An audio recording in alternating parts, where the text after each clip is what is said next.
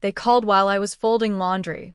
My phone lit up with my mother's name and a text from my sister underneath it. Send the hospital payment now, my mother wrote.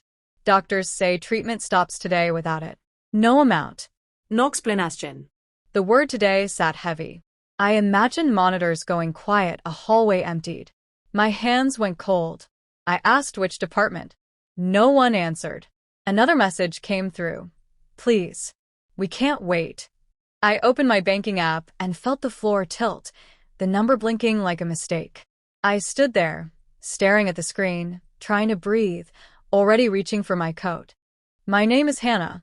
I was 34 then, living in Columbus, working as a project manager for a logistics company. I paid my bills early and kept lists for everything. My parents liked to say our family was steady. Organized. The kind that showed up on time and didn't air problems out loud. My older sister, Lauren, had always been the one they worried about. She was 3 years ahead of me, bright in a way that needed constant attention. If something went wrong, it found her first. If something needed saving, it was usually for her. I was the one who stayed late, who figured it out, who didn't need reminding. Growing up, that division felt natural. I learned to answer questions before they were asked. I learned to keep money separate and ready. When I moved out, my parents called it independence. When Lauren needed help, they called it family.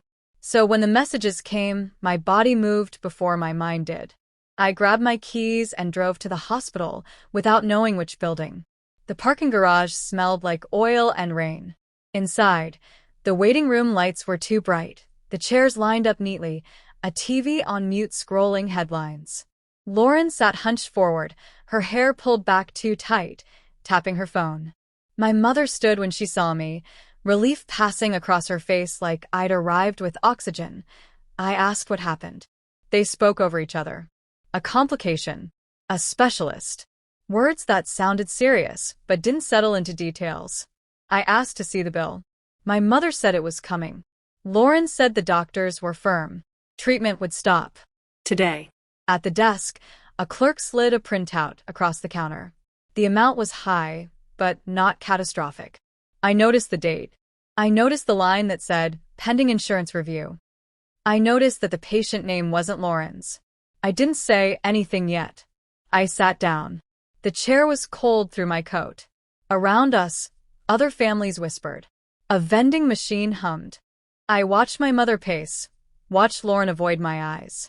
My phone buzzed again with a message from my father, short and confident, asking if I'd handled it.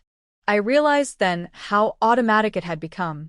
The urgency, the expectation, the way my presence steadied them without a word. I folded the paper once and held it on my lap. I felt tired, but not panicked. The feeling surprised me. When the clerk called a name that wasn't Lauren's, my sister stood anyway, then sat back down. I waited. The room kept breathing around us. I stayed where I was, hands still, letting the moment show me what it was. Waiting has always given things away for me. When no one is rushing, patterns show up.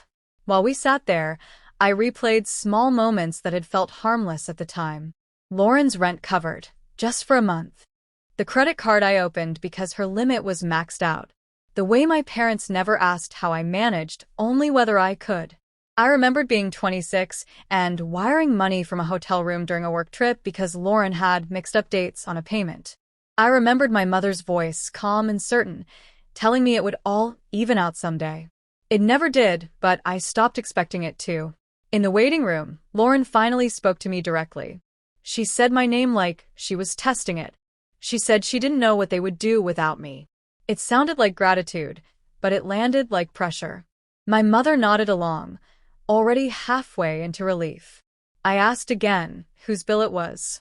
Lauren said it was complicated. My mother said the important thing was timing.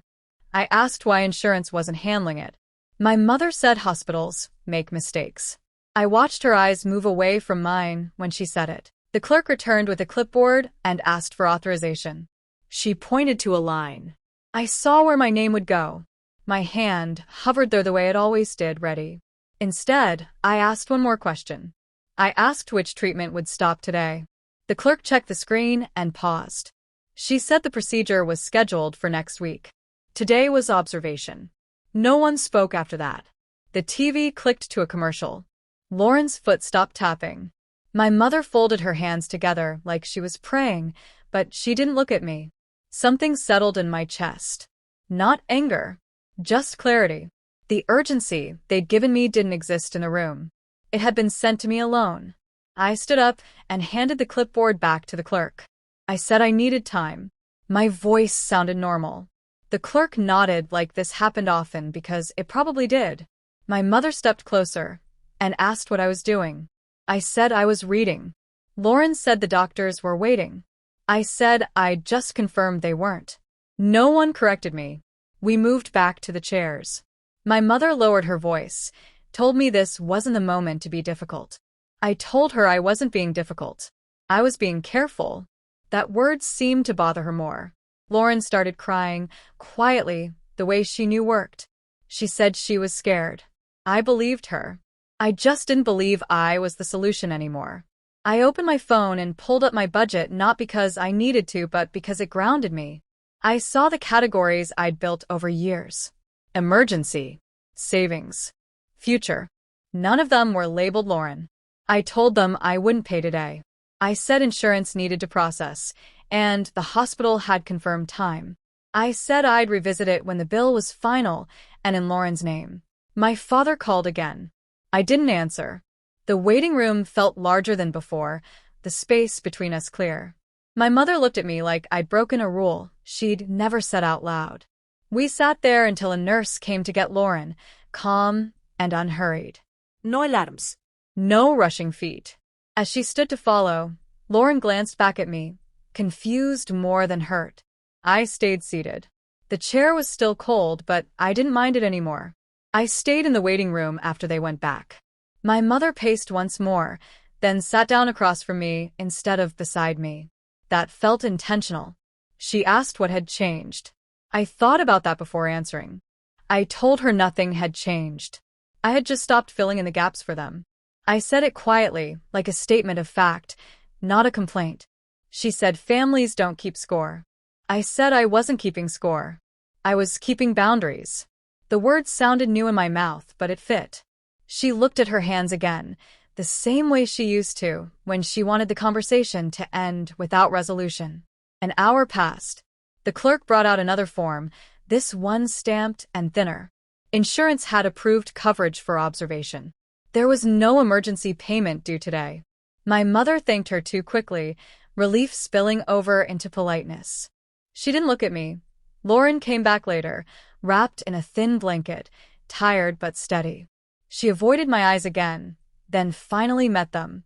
She asked if everything was okay. I said yes. I meant with me. When visiting hours ended, my parents hugged her longer than they hugged me. That wasn't new. What was new was how little it moved me. I left the hospital alone, walking past the glass doors into the evening. The air outside felt cool and clean. I sat in my car for a minute before starting it, just listening to nothing. On the drive home, my father finally texted. "We'll talk later," he wrote. I didn't respond. I turned the radio off and drove in silence, noticing the way my shoulders lowered as the miles passed. The calls started the next morning. My mother asked if I'd slept. My father asked if I'd thought it over. Lauren sent a message that said, "I didn't know it would be like this." None of them asked what I needed. I replied once. I said I was glad Lauren was stable. I said I'd review any final bills that were hers after insurance. I didn't add anything else. They didn't like that. My mother said I was being cold. My father said I was making things harder than they had to be. Lauren said she felt abandoned. I read the messages slowly, one at a time, then put my phone face down. Days passed. The urgency never returned because it hadn't been real. What replaced it was confusion. They didn't understand why the old rhythm wasn't working. I did. I went to work. I cooked dinner. I paid my own bills and left my savings untouched. Each ordinary action felt slightly lighter, like I'd been carrying something unnecessary, and finally set it down. A week later, a finalized bill arrived by mail, addressed to Lauren. I didn't open it. I forwarded it back to her with a short note saying insurance should be able to answer questions. She didn't reply. Sometimes I still think about that waiting room. The chairs. The lights. The moment I didn't stand up when they expected me to. It wasn't dramatic. No one clapped or apologized. Life just continued, adjusted by a few inches. That was enough. The next time we were all in the same room was a month later, at my parents' house. It was a Sunday afternoon, the kind they liked because it felt normal by default. The table was set. Food was already cooling on the counter. Lauren sat on the couch with a blanket even though it wasn't cold. No one mentioned the hospital at first. My mother asked about work. My father talked about a neighbor's new fence. I answered when spoken to, and let the quiet stretch when it wanted to. The old version of me would have filled it. Halfway through lunch, my father said my name and cleared his throat. He said things had been tense lately. He said families shouldn't let money get in the way. He didn't say thank you. He didn't say sorry. Lauren watched me carefully, like she was waiting to see which version of me had shown up. I took a sip of water before answering. I said I agreed that money shouldn't get in the way. I said that was why it needed to be clear. My mother frowned. She said, "Clear how?" I told her I wouldn't be handling emergencies that weren't real. I said I wouldn't be paying bills that weren't mine. I said if help was needed, it had to be asked plainly, with time and paperwork. No one interrupted me. That was new too. Lauren said she felt like I was punishing her. I said I wasn't. I was stepping back. There was a difference. She didn't argue with that. She just nodded, like she was filing it away. The rest of the meal passed quietly. When it was time to leave, my mother hugged me a little longer than usual. She said she hoped I knew they loved me. I said I did. Love wasn't the issue anymore. After that, things shifted in small, uneven ways. My parents stopped calling with deadlines.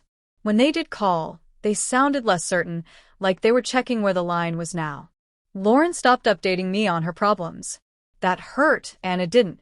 Both could be true. I noticed how much time I had back. How my weekends felt longer. How my bank balance stayed where I expected it to. I didn't feel proud. I felt steady. Once, my mother mentioned a bill in passing and then caught herself. She changed the subject. I let her. We were all learning. I still think about the waiting room sometimes, but not with anger. I remember the feeling of the chair under me, the paper folded on my lap, the moment I realized nothing bad would happen if I stayed still. Lauren and I speak less now, but when we do, it's simpler. No codes. No panique. Just updates and pauses. I don't rush to fill them. My life didn't get louder or more impressive after that day. It got quieter. Mornings felt calmer. Decisions felt like mine again. I didn't take anything from them. I just stopped giving what was never supposed to be automatic. And in that space, something settled. I felt lighter. Not because I'd won, but because I was finally standing where I belonged. Life moved on in ordinary ways. Seasons changed. Work deadlines came and went. I kept my routines simple. Grocery lists. Morning walks. Evenings where the lights stayed low. My parents adjusted more than they admitted. They still worried about Lauren, but they stopped assuming I would be the answer. Sometimes my mother sounded tired when she talked about it. I listened without stepping in. Lauren found her footing slowly. I heard about it secondhand. A payment plan. A new job schedule. Nothing dramatic. Just her learning to manage what used to land in my hands. We are polite now. Careful. When we sit together, there's space between us that no one rushes to close. It feels honest. I think back to that hospital waiting room and the version of myself who arrived ready to fix everything. I don't feel embarrassed for her. She did what she knew how to do at the time. Now, when my phone rings, my heart doesn't jump. When someone says urgent, I ask questions. When silence appears, I let it stay. Nothing ended with a speech or a final conversation. It ended quietly, the way most real things do. One decision. One chair I stayed seated in. I go home to my own life at the end of the day. I lock the door. I make dinner. I sleep without waiting for the next crisis. That has been enough.